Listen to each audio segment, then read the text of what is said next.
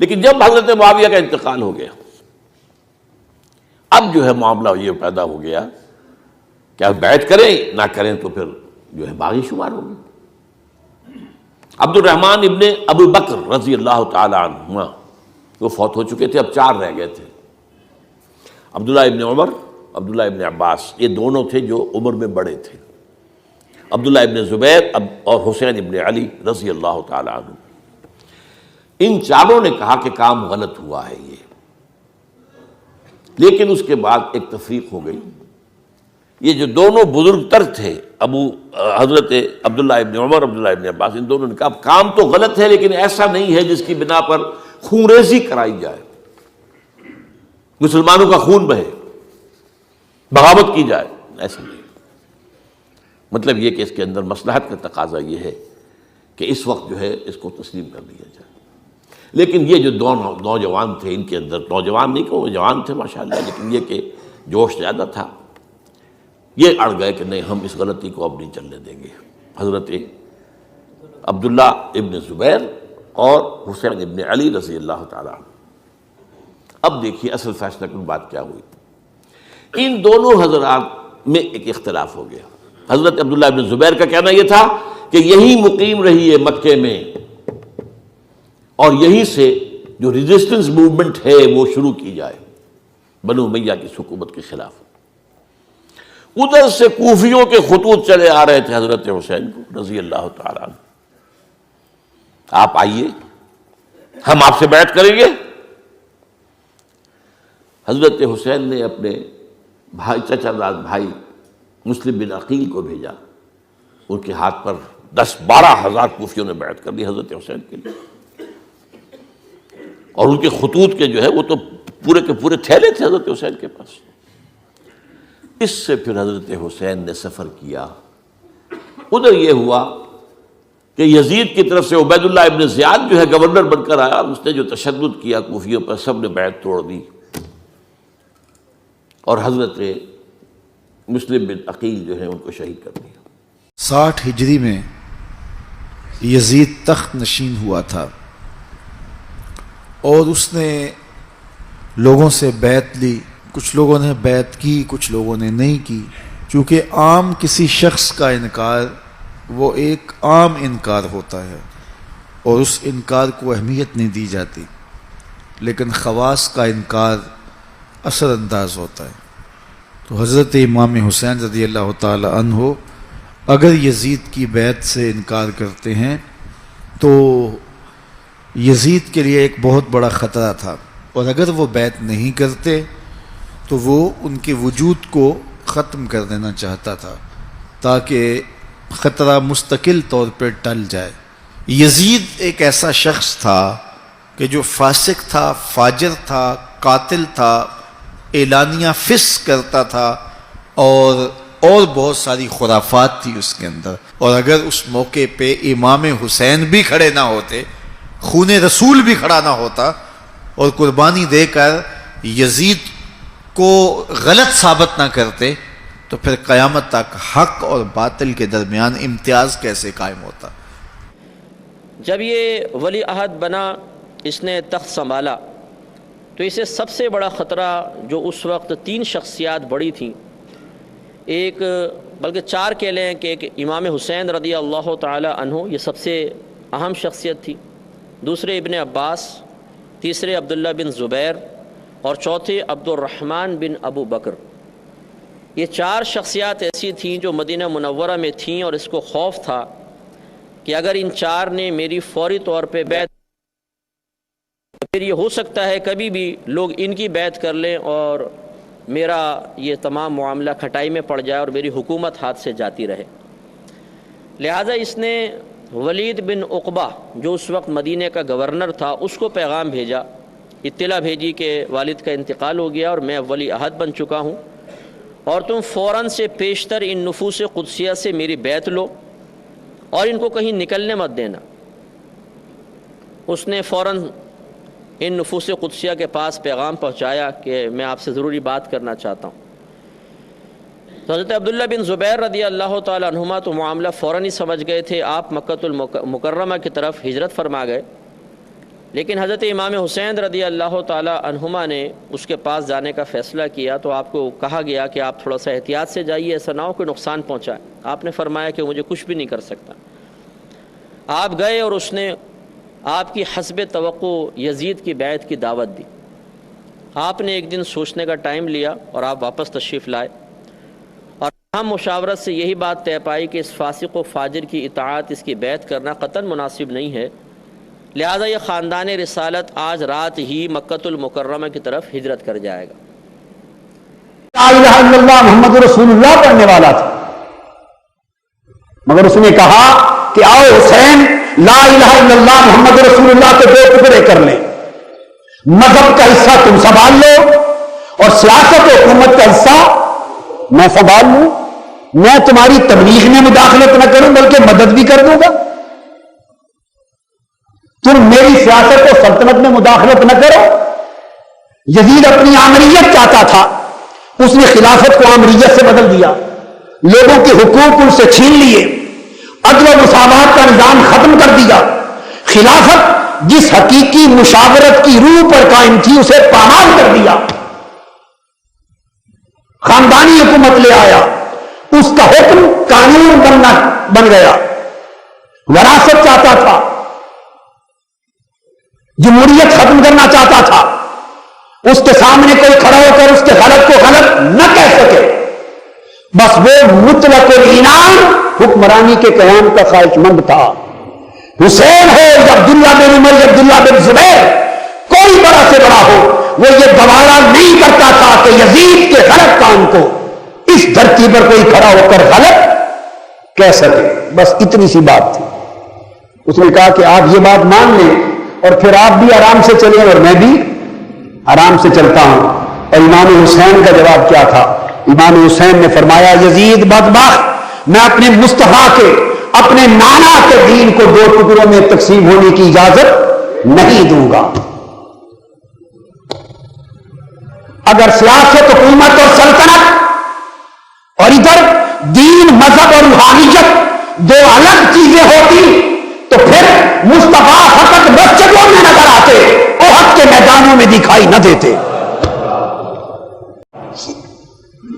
حضرت مسلم بن عقیل نے جب دیکھا کہ یہاں کوفہ کے سارے لوگ امام حسین کے لیے میرے ہاتھ پر بیعت کر رہے ہیں تو انہوں نے میسج بھیج دیا سیدنا امام حسین کو کہ آئیے، کوفہ والوں نے جو خط لکھے تھے وہ اسی دعوت پر قائم ہیں اور یزید کا تختہ الٹ کر حق کی خلافت قائم کرنے کے لیے آپ کے دست حق پرست پر بیعت کرنے کو تیار ہیں، تشریف لائیں۔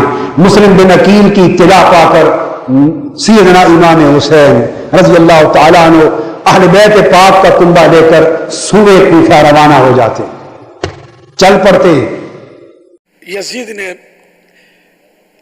امام علی مقام امام حسین رضی اللہ تعالیٰ عنہ سے یہ ڈیمانڈ کی کہ مجھے امیر المومنین تسلیم کرو، مجھے بادشاہ تسلیم کرو۔ اور یزید گندا آدمی تھا، اچھا آدمی نہیں تھا۔ امام حسین تو نواسہ رسول تھے، یہ اس کو کیسے اپنا امیر تسلیم کرے اور مسلمانوں کا بادشاہ اس کو مانے؟ انہوں نے کہا نو، میں نہیں مانوں گا تم کو، نہ صحیح آدمی نہیں ہو۔ تو یہ دشمن ہو گیا امام علی مقام، امام عرش مقام، امام حمام، امام تشنا کام، امام حسین رضی اللہ تعالیٰ عنہ کا۔ اور یوں یہ مطلب سلسلہ شروع ہوا اور آپ نے پھر مدینہ منورہ سے وہ بال بچوں کو لے کر، خاندان کو لے کر نکلے اور بالآخر کربلا تشریف لے آئے۔ امام حسین کے لیے مشکل یہ نہیں تھی کہ مجھے امن ملے، امام حسین السلام نے خود فرمایا اپنے بھائی کے جواب میں کہ جب محمد ابن حنفیہ نے مشورہ دیا کہ آپ مکہ میں جا کر کعبہ میں پناہ لے لیں، بہترین پناہ گاہ ہے، اگر وہاں بھی پناہ نہ ملے تو پھر یمن چلے جائیں، اگر یمن میں بھی پناہ نہ ملے تو پھر صحرا میں کسی غار میں گھس جائیں، اور جب تک یزید زندہ ہے غار سے باہر نہ آئیں۔ جب آپ کو ایک دن تو مرنا ہے نا، اس نے بیماری سے مر جائے گا، شراب پی کے مر جائے گا، کسی وجہ سے مر جائے گا، یہ ایک دن تو مرے گا، یہ جس دن مرنے کا اعلان ہو اس دن آپ باہر آ جانا غار سے۔ یہ بھائی نے مشورہ دیا سید الشہداء. امام حسین علیہ السلام نے فرمایا کہ بھائی مسئلہ یہ نہیں ہے کہ مجھے پناہ نہیں مل رہی ہے، میری مشکل یہ نہیں ہے کہ میں امن میں رہوں، میں چین میں رہوں، میری مشکل یہ کہ وہ اقتدار میں نہ ہو. حسین اور یزید اقتدار میں ہو، یہ دو باتیں اکٹھی نہیں ہو سکتی. یہ مجھے اور چیز چبھتی ہے، شیعہ کو اور چیز چبھتی ہے. شیعہ کا ہم مقام یہ ہے کہ شیعہ محفوظ رہے، امام حسین کا ہم مقام یہ ہے کہ دین محفوظ رہے. حسین نے دیکھا ایک ایسا شخص خلافت کا دعوے دار ہے جس کی زندگی میں دور تک اسلام کی خوبیاں نظر نہیں آتی، اسلام کی تعلیم نظر نہیں آتی. قرآن کہتا ہے آدھا تیتر آدھا بٹیر نہیں، کمپلیٹ مسلمان ہو جاؤ، اسلام میں پورے داخل ہو جاؤ. امام حسین نے دیکھا اگر یزید خلافت کے منصب پر فائز ہونے کے بعد اگر یزید خلیفہ بن کر کے لوگوں کو اپنی بیعت کے لیے مجبور کرتا ہے تو اس کی زندگی کو دیکھ کر اسلام کا حسن بے نقاب نہیں ہو سکتا، اسلام کی سچائی بے نقاب نہیں ہو سکتی، اسلام کی محبت لوگوں کے دلوں میں داخل نہیں ہو سکتی. کہیں ایسا نہ ہو اسے دیکھنے کے بعد لوگ شرابی بن جائیں، اسے دیکھنے کے بعد لوگ جواڑی بن جائیں، اسے دیکھنے کے بعد لوگ زانی بن جائیں، اسے دیکھنے کے بعد لوگ عیاش بن جائیں، اسے دیکھنے کے بعد لوگ گانے والے بن جائیں. امام حسین رضی اللہ تعالیٰ عنہ نے سوچا اب ان کے سامنے ایسا کیریکٹر پیش کرنا ضروری بن چکا ہے جو کیریکٹر یہ ثابت کر دے کہ اسلام کس طریقے سے ہوتا ہے،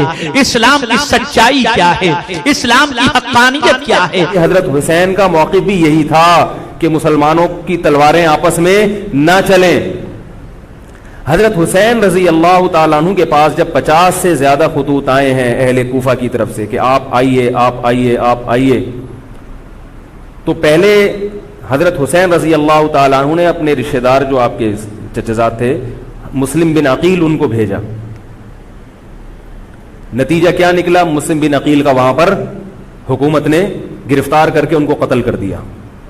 اب یہ ایک ایسا ظلم تھا جس کے ظاہر ہے کہ کسی کو سفیر بنا کے بھیجا جائے، کسی کو حال احوال دیکھنے کے لیے بھیجا جائے، اور حضرت حسین کی نیت ہرگز بغاوت کی نہیں تھی، مگر کوفہ کے گورنر کو اور یزید کو یہ خیال تھا کہ خلافت کے اصل اہل یقیناً یہی ہیں،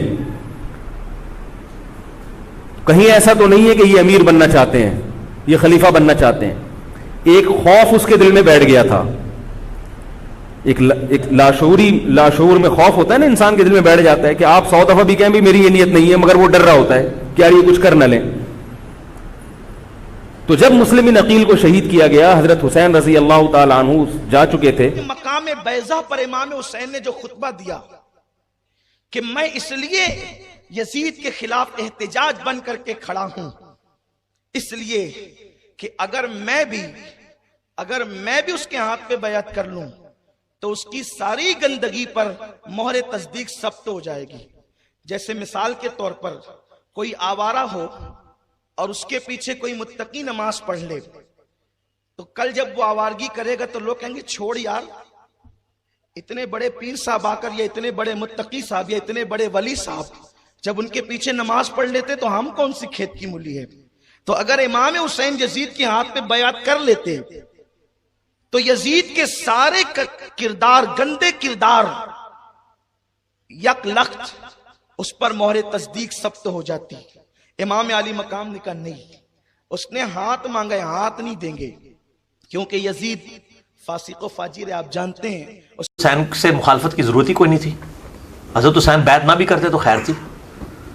اصل میں حضرت حسین کا جو بیعت کرنا ہے نا، وہ امت محمدیہ صلی اللہ علیہ وسلم میں امام تھے، اور قرآن میں ہے نا کہ ان کے جو علماء ہیں اور اللہ والے ہیں یہ لوگوں کو حرام خوری سے اور برے کاموں سے کیوں نہیں روکتے.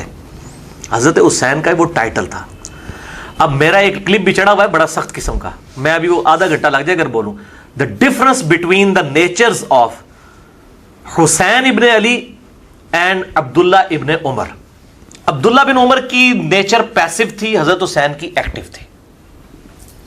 عبداللہ بن عمر کے سامنے جب حضرت معاویہ نے حضرت عمر کی گستاخی کی، 4108 نمبر حدیث ہے کہ میں اس کے باپ سے بھی زیادہ خلافت کا حقدار ہوں، کی تھی نا.